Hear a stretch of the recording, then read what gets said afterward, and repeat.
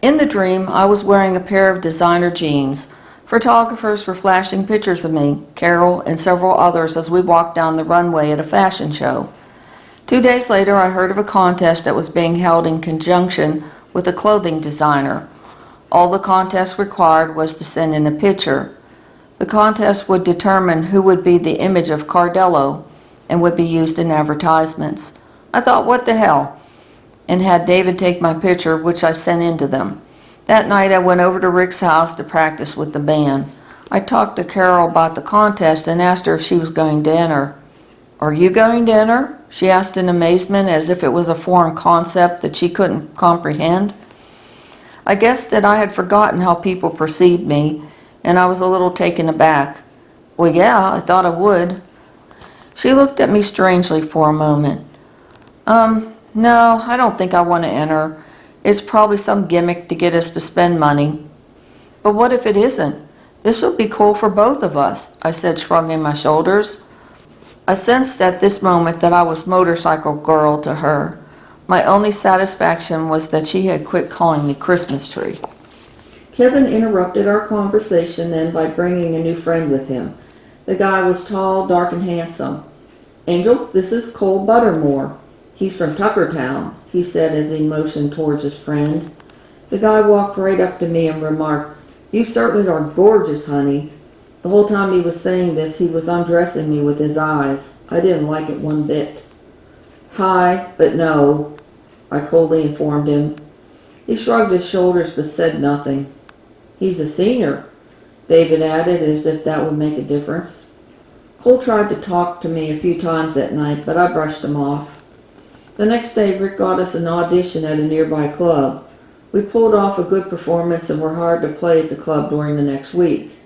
Our first performance was rather scary. Everyone was nervous but excited. I was only excited, and I calmed everybody down. I simply elevated an image of cool calmness and whispered words of assurance to all of them.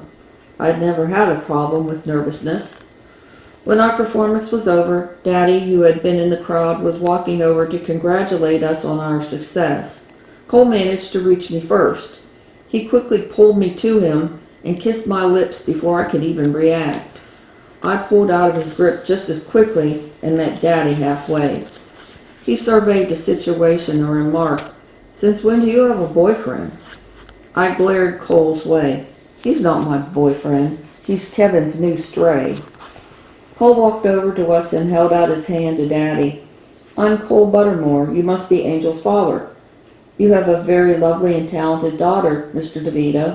You must be really proud." He shook Cole's hand and replied, "Glad to meet you. I am very proud of my daughter. She is the world to me. But in the future, don't lay a hand on my daughter without her permission. That goes for any lady." I could tell that Cole didn't think he'd get called on that action. He looked a little scared. "Yes, sir. I'll make sure that I don't do that anymore," he replied, hoping that was the expected answer. "Yeah, do that. Men should be gentlemen towards women." Then Daddy said to both of us, "You kids have a good time. I'll see you later at home, Angel." He nodded to Cole and walked away. I hadn't expected him to leave me alone with Cole. I ignored Cole and took off after Daddy. When he saw that I was by his side again, he said, "What now?" "What am I supposed to do with him?" I asked. "I don't like him. I like Rick." He sighed and said, "Pumpkin, I thought you wanted friends. Treat him like you do Kevin. You can talk to Rick too. Until Kevin, you didn't have any friends. It's about time you learned to deal with people and make new friends. Go on now. You know right from wrong." I was speechless. I knew he was right, but I really didn't want to learn to deal with anybody. It wasn't hard to relate to Kevin. He'd always liked me. Everyone else was a puzzle. "Go on," Daddy urged. I gave him a look of defeat and went back to Cole and the others. They wanted to hang out at the pizza parlor, so I went with them. I did as Daddy said and talked a bit with each of them that night. I decided that maybe Cole wasn't so bad after all.